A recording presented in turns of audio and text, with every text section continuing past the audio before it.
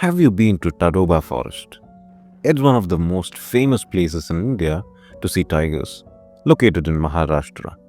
That is why it is a must visit forest for anyone eager to spot a tiger. This was a short trip where we saw many tigers, along with lots of other animals and birds. And on the way, we even saw tigers casually walking along the road. So, welcome to Pikwoods. Let's go on a trip to Tadoba and see all these sights for ourselves. We started our safari early in the morning, entering the forest at 6 am after crossing the gate. I'll share the safari booking details and other informations later on. When we talk about Tadoba Forest, it's a vast tourism area with 6 core zones and 16 buffer zones. We're doing a safari now in the main zone called the Moharli. The morning light is just beginning to brighten up. On the way, we spotted an owl perched on a tree branch by the roadside. But since the light was still dim, we couldn't stay here for long. A little further ahead, we saw a monitor lizard resting on a tree branch. During the day, monitor lizards are usually found on the ground, but at night they climb up the trees or hide in tree holes to protect themselves from predators like leopards, tigers, and other big cats. Since our trip was in the second week of October, the forest was beautifully lush and green. Since the monsoon season lasts from July to September, the safari remains closed during that time.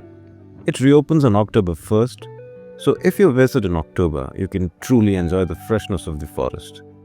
The place is filled with small white flowers, creating a beautiful and refreshing sight that you could keep admiring for hours.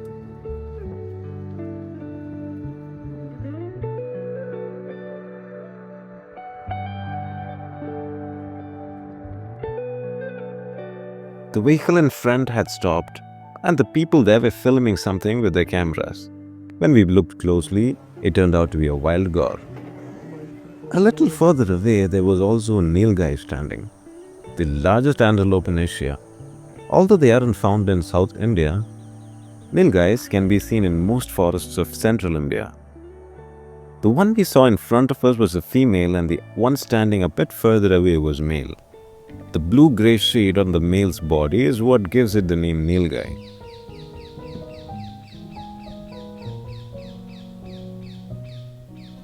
Nilgais, along with wild gaurs and sambar deer, form the main prey base for tigers. However, the number of nilgais here are generally quite low. We also couldn't spot many deer, unlike in Karnataka, where you often see large herds of them almost everywhere. We then continued our journey deeper into the forests, still in search of the tiger. A gentle mist hung over the area, adding a mysterious charm to the surroundings. One special thing about Tadoba is that each zone or region of the forest has its own unique characteristics. In some areas, you will find mildly dense green forests, while in others, there are open grasslands and different types of vegetation. After traveling a little further, we finally had our first tiger sighting. The tiger was walking calmly along the side of the road, completely unbothered by anyone around.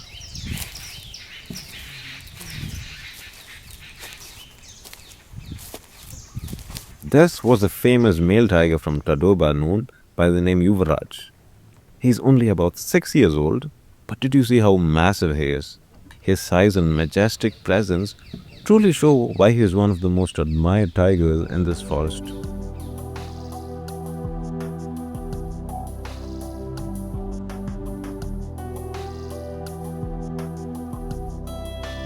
There are 4 famous male tigers in Tadoba, and one among them is this majestic Yuvraj. Our guide mentioned that, judging by his strength and temperament, Yuvraj could soon be the true king of this forest.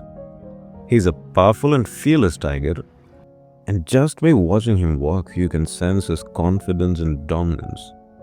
Yuvraj's size and character are far beyond what you'd normally expect from a 6-year-old tiger.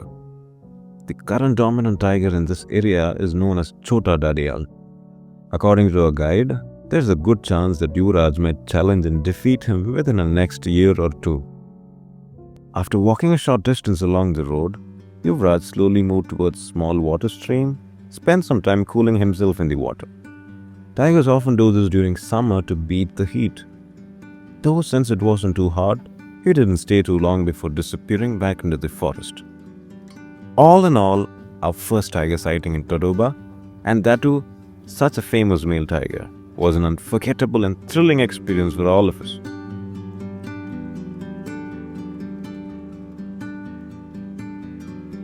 Now let's talk about how to book a safari in here. There are two main options. Per head safari booking. You can book just safari seat which costs 700 per person. Each jeep carries 9 people, but you can't book the entire vehicle just for your group in this option. Even if you book all 9 tickets together, the authorities mix and allocate people randomly to different vehicles. The second is the full jeep safari booking. You can book an entire gypsy for yourself or your group. For this, advance booking is required, usually 2 to 4 months ahead. If you book between 60 and 120 days in advance, the cost is 12,800 for one gypsy. If you book within 60 days, it costs 6,800 per gypsy. The safari duration is 4 hours. Oh, and did you notice that owl perched there, turning its head and staring back at us? What a beautiful sight. So as we mentioned earlier, if you wait too long to book, you will find that most of the main safari gates and popular core zones are already fully booked. That is why, if you're trying to book within 60 days, you'll usually get only slots and zones with fewer tiger sightings. All the pricing details and booking options are clearly available on the official Tadoba website. And I'll share the link in the description as well.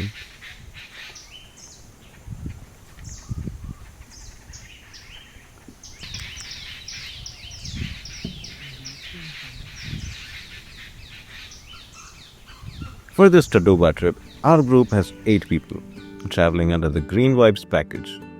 Our friends and team too joined us. They came in 2 separate vehicles with 6 people traveling with us. Their trip was a part of our package trip with Pikolins and Dot Green.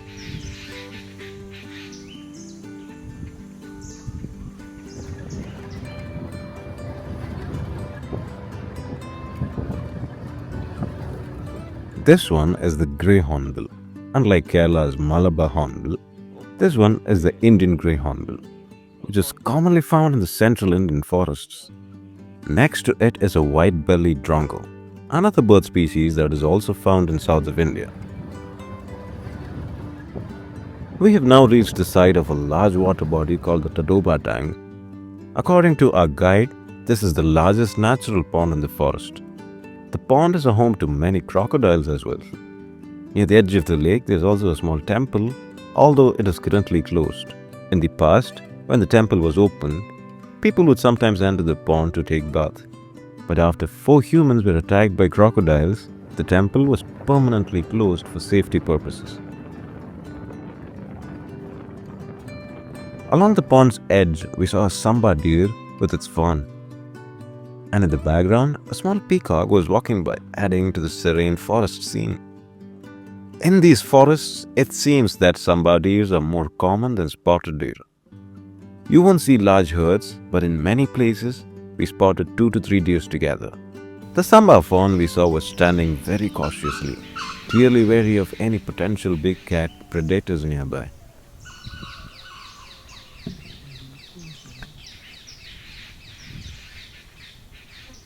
Right by the pond where the deer was grazing, there was also a crocodile resting. It's hard to say if it's eaten any animal that is coming to drink because it looked very strong and well built. Crocodiles like this, which often stay stationary along the banks, can have an average lifespan of 80 to 100 years.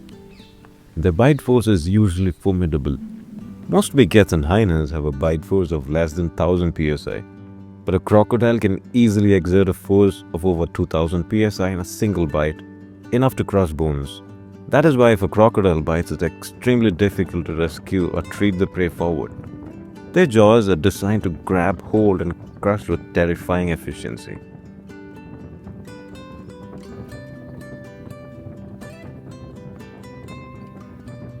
A little earlier, we stopped the vehicle for breakfast. We had packed breakfast from the restaurant, so we were eating in the vehicle. While parked, we noticed a pack of wild dogs walking by. They seemed like they were on a hunt. Not far from them, a group of sambar deer was also grazing. Since the sambar deer are the main prey of wild dogs, we saw the wild dog started chasing a baby sambar deer. The deer ran trying to escape, and we watched them chase. After that, we couldn't see what exactly happened. This area has tall grass, which grows quickly because of the monsoon rays. But in 2 months, most of the grasses will dry out.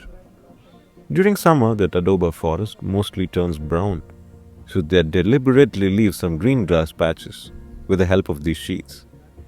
Based on the usual behavior of wild dogs, if they catch a deer, they can be extremely brutal hunters. Even if the prey is much larger than them, the pack will relentlessly chase, bite, and attack in a coordinated way. They are considered the most ruthless hunters of the forest.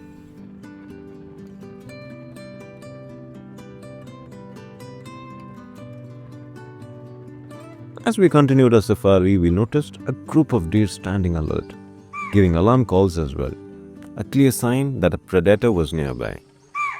When we carefully observed, we spotted a tiger laying on the tall grasses. This tiger was the famous Chota Dadial, a well-known male tiger in Tadoba. During our trip, we saw Yuvraj in the morning and Chota Dadial right here, the two main male tigers of this forest. Compared to Yuvraj, Chota Dadial is larger, healthier, and more robust. It's hard to grasp from a video, but this tiger is roughly the size of a cow. While we waited for Chota Dadial to appear and get up, 2 birds came onto the path, a wagtail and a spotted dove.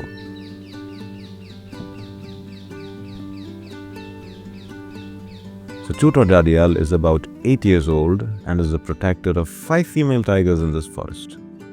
These female territories falls within his huge territory, which prevents other male tigers from entering this area. We waited for quite some time for him to get up, but he remained lying down. Even if he had gotten up, he might have simply returned into the deeper forest, so we eventually continued our safari.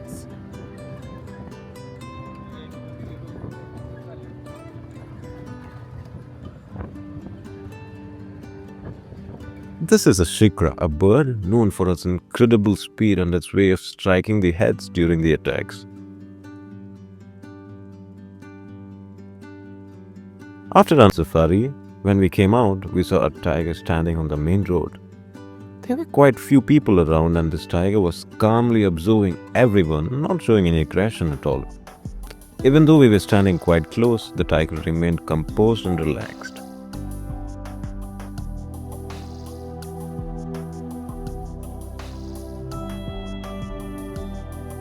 Since this is a public road, other cars and bikes started arriving and the road gradually became crowded. The tiger simply stood there taking small gaps between vehicles because it knows its presence commands respect. In North India, such a sighting is considered very common. Meanwhile, people on bikes were getting down to take photographs.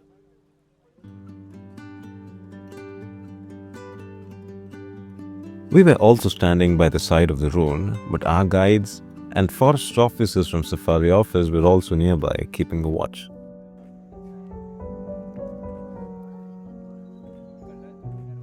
This was not an adult tiger. It was a female cub around 8 to 10 months old. She is not yet fully independent from her mother, but she wanders short distances here and there.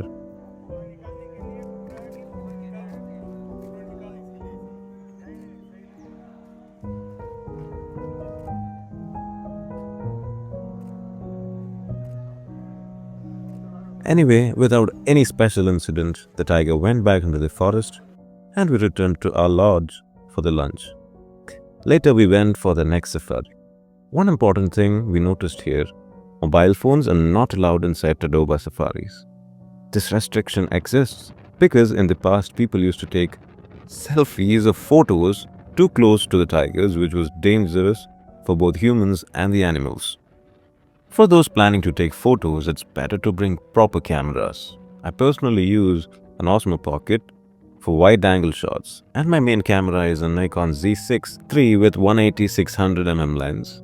For natural sound capture, I also used a dedicated mic along with other accessories. I'll include all camera and gadget details in the description box.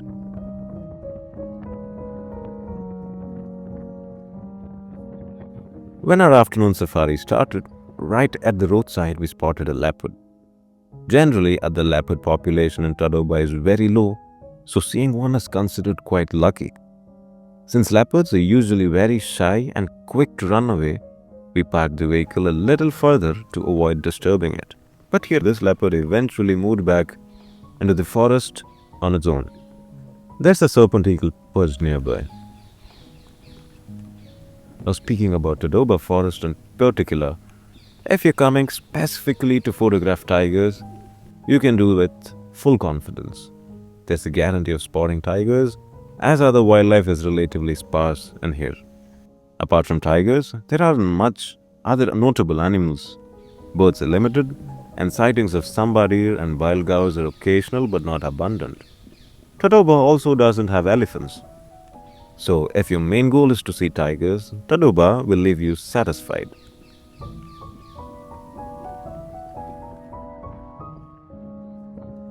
Hey, do you see this tree? This is called the ghost tree. Its bark often changes the color on every season. During rainy seasons, the bark has a reddish shade and later alternates between green and red. रेनी में red colours, अभी white है, अभी light green colour आएगा sir. Summer में जैसे temperature बढ़ जाता है तो वैसा वाइट कलर आ जाता है, उसका स्किल निकल जाता है और उसका जो डिंक निकलता है, जो गम, जो मेडिसिन में कैप्सूल के कवर के काम पे यूज होता है। For such curious things, we can ask the guide about them. Some parts of this forest also have bamboo trees. इस तड़बा में सबसे ज़्यादा बाम्बू ही बाम्बू जो दिखाई देता है, बाम्बू 60% घेरा हुआ है, 15% टिकुड है तो 25% इतर किस्म के पेड़ पौधे हैं। और ये बाम्बू डेंड्रो कैलमेट ट्रिक्टरस वैरायटी में ग्रास में आने वाला ठंड होने के कारण यहाँ पे टाइगर का पॉपुलेशन बढ़ते जा रहा है। वैसे जो बाम्बू का जो लाइफ होता है 40 साल के बीच का होता है, इसके लाइफ में एक ही बार फ्लावर आता है, यानी इसका लाइफ पूरा खत्म हो जाता है। Along the sides of this path, you can see small bamboo clusters growing here and there. Although there are many bamboos, these are not very tall or dense. The landscape looks somewhat like the grasslands of Masai Mara. Locals even call this place Mini Masai Mara.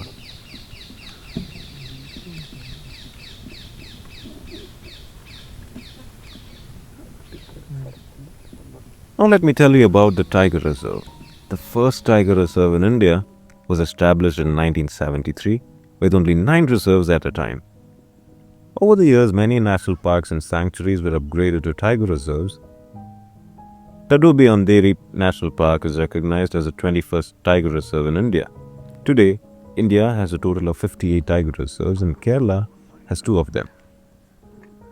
So in Tadoba Andhari National Park, which covers about 1,730 square kilometers, has roughly 100 tigers. This makes it one of the densest tiger populations in India. Thanks to its large area, abundant prey like sambar deer, nilgai and wild cows, and also strict protection measures.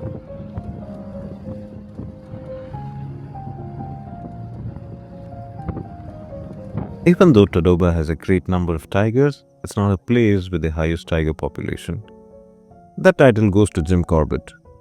There, in about 1,300 square kilometers, there are around 260 tigers.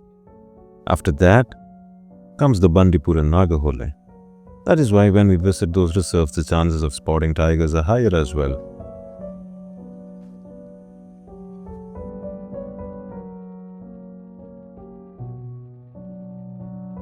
During our evening safari, so the lights had come down and a beautiful tigress had appeared.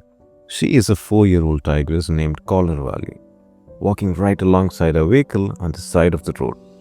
Here, the tigress stays completely focused on her business and does not pay attention to us at all.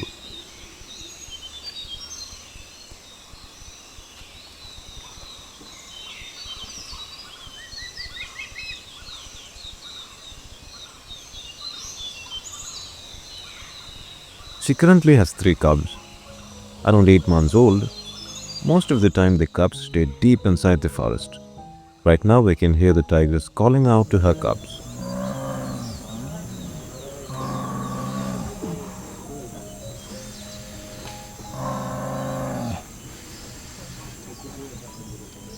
The sound we just heard was her calling the cubs, who were deep in the forest.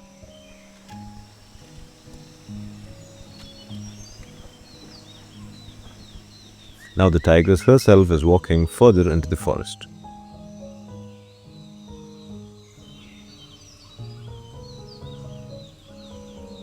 Right after the tigress moved deeper into the forest, one of the cubs came out.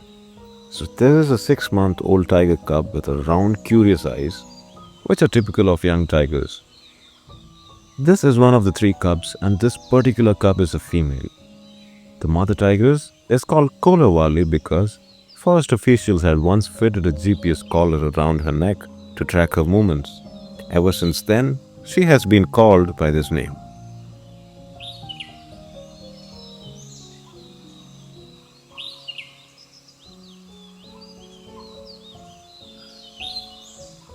So, Kolawali and her cubs continued playing deep inside forest. While the evening darkness had set and the lights had started to dim, that marked the end of our safari for the day. And we started heading back. And that wraps up this chapter of your Tadoba adventure. See you soon in the next forest episode.